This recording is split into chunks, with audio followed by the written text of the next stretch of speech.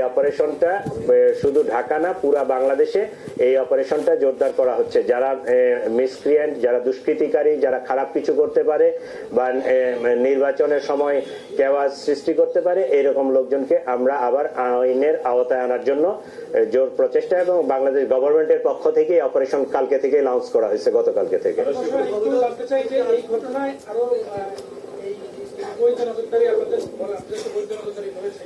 বারবার এমন ঘটনা ঘটছে, পাশাপাশি যারা প্রার্থী রয়েছেন তারাও সংখ্যা প্রকাশ করছেন, রাজনৈতিক দলগুলো সংখ্যা প্রকাশ করছে।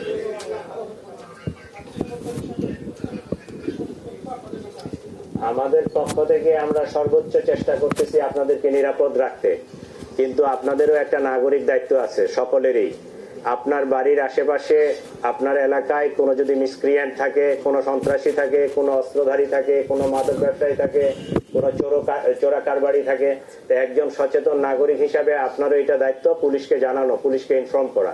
আমি আশা করি আপনাদের মাধ্যমে ঢাকাবাসী, পুরা দেশবাসীকে রিকোয়েস্ট করতেছি, বাংলাদেশ গভর্নমেন্টের পক্ষ থেকে তো একটা পুরস্কার ঘোষণা করা হয়েছে এদেরকে ধরার বিষয়ে, এর বাহিরেও কোন অস্ত্রধারী বা এরকম কোন মিসক্রিয়েন্ট লোক যদি থাকে আপনারা আমাদেরকে তথ্য দিবেন। আপনাদের পরিচয় সম্পূর্ণরূপে গোপন রাখা হবে।